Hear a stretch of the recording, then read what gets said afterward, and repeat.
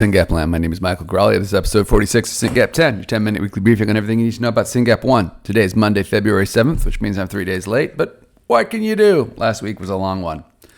I had a lot to talk to you guys about today, so I'm going to jump in, but I want to headline with this. I had a lot of conversations with a lot of families last week, and I just want to remind you guys that no matter how much hardship you've been through in your life or how much you've accomplished in your life, how good you are, how much you've been through, whatever, nobody can do this alone. Nobody can do this alone. So if you're out there trying to single-handedly raise a Syngapian and you're like, I'm going to figure this out, just stop it. It's crazy. It's crazy. You don't have to do it. No one's asking you to do it alone. They're asking you to do a lot of ridiculous things, but no one's asking you to do this alone. So make sure you connect with this community, people. Just a headline. Doesn't matter how good you are. Doesn't matter how tough you are. Nobody can do this alone. Get in touch with your friends and family in SRF and let's work together to love these kids together. All right, let me jump in. Planning on that point. Somebody just asked a question in our group, and I wrote this little book to him, and I just want to share it with you because I actually think it's pretty good. And the question was, oh my gosh, my kid is young. I have siblings. I don't want to burden them. I don't understand all this trust and estate stuff. What do I do? And I was like, first of all, awesome question. Awesome question.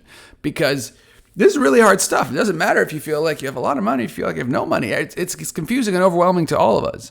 So a couple people promptly wrote back. They're like, go talk to financial planners, get a special needs trust, buy a little life insurance. I agree. That's part of the answer. I went on to say, this whole thing about stressing out about your other kids and I don't want to burden them, it's family. It's, maybe you don't want to burden them. Maybe you do want to burden them. At the end of the day, it's their lives they're going to decide. And in the course of my work, I've had the privilege of getting to know a lot of families. And I generally see that at least one sibling wants to step up and does. And if you don't believe me, just watch the Karen movie, right? Nancy stepped up in a big way. She really takes the lead on caring for Karen. But Nancy is exceptional. And I do see at least one sibling generally choose to step up. So for all the parents stressing out about your siblings, you didn't get a choice in this. They didn't get a choice in their siblings. Just trust that's going to work out. And then regarding the money, regardless of how much cash you have, all of our kids are going to need state services, right? And SRF is working on therapies for our kids. But even post-therapy, our kids are likely to need some support. Be great if they were verbal. Be great if they could advocate for themselves. That's what we're working towards here. But they're all going to need state support. So when you're planning for your kid's future, don't ignore state services and make sure that in the state you live in the U.S., you are enrolled in and on the right waiting list for all the services that kid is entitled to. Your kid is severely disabled. Your kid should be getting all services in your state.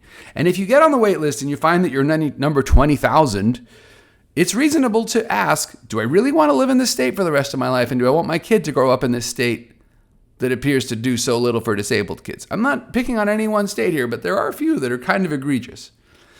And if you have the freedom to move to another state, people have done that math and people have moved. Some people are like, there's no way I can move. My family's here, my mother's there, my whatever. Great, stay where you are.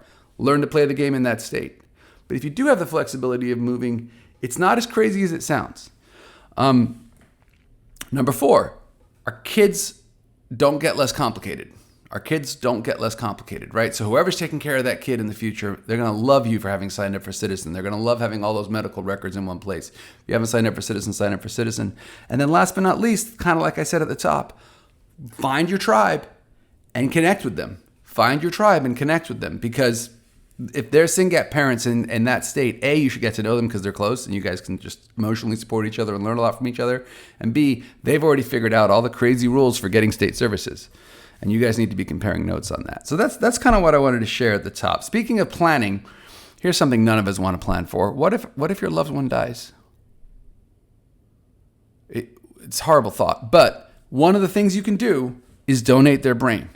Brains don't last very long. You got to be on this, which is why we're talking about it now, because no one's thinking about their kid dying.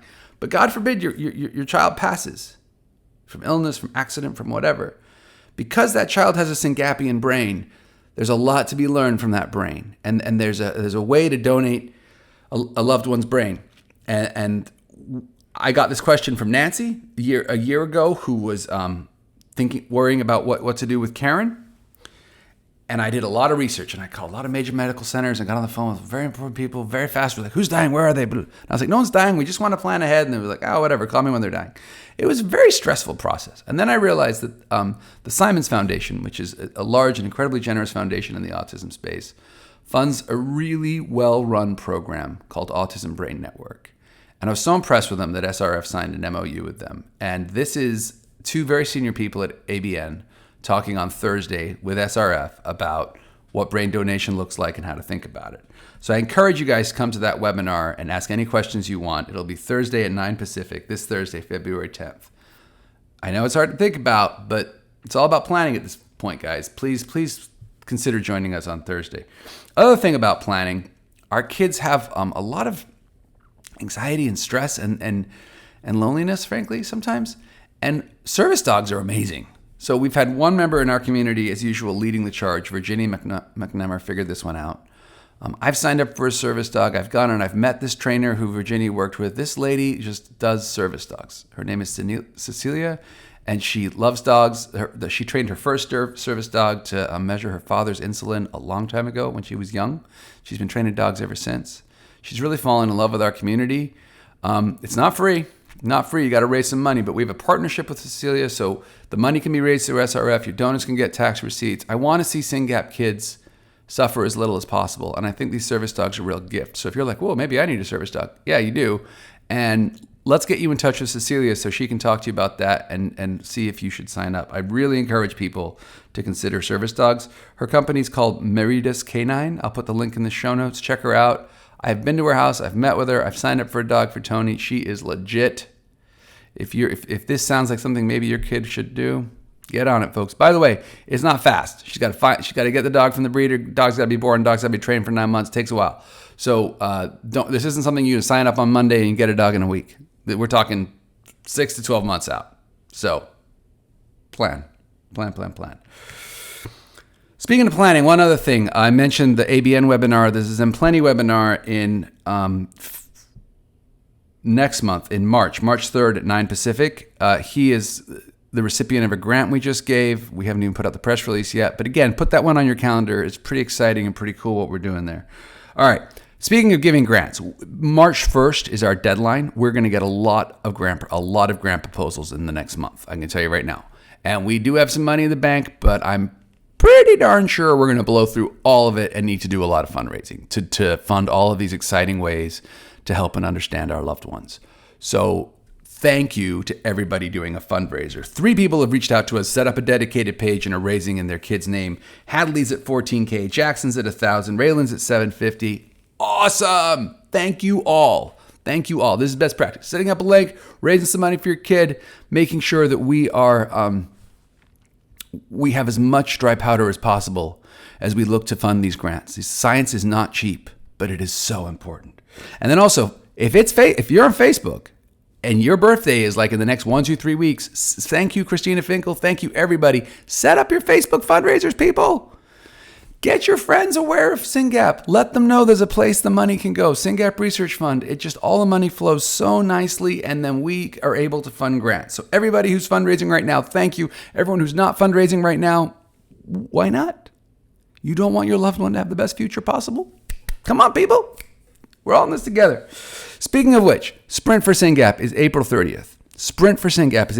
Last year we did Sprint for Syngap, the inaugural one, so this makes this one the second annual. It's amazing. Everybody sets up little teams. You do a virtual 5K. You can run, you can walk, you can crawl, you can lie about it. I don't care. Just tell your friends you're doing the 5K. Get them to donate to Sprint for Syngap. Set up a team. Last year we raised $150,000.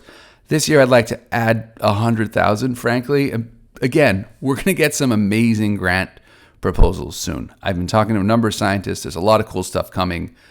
We should fund as much of it as we can, frankly, subject to SAB review and approval, which will happen. But Sprint for Syngap is a chance to really unite as a community and show the world how serious we are about helping our kids. So that is April 30th. Please sign up. I'll put the link in the show notes. You can start a team, start asking your friends to donate. It's never too early to fundraise. We also have a bonfire campaign with a Sprint for Syngap shirt. Thanks for listening. Have a great week. If you have any questions, you know where to find me.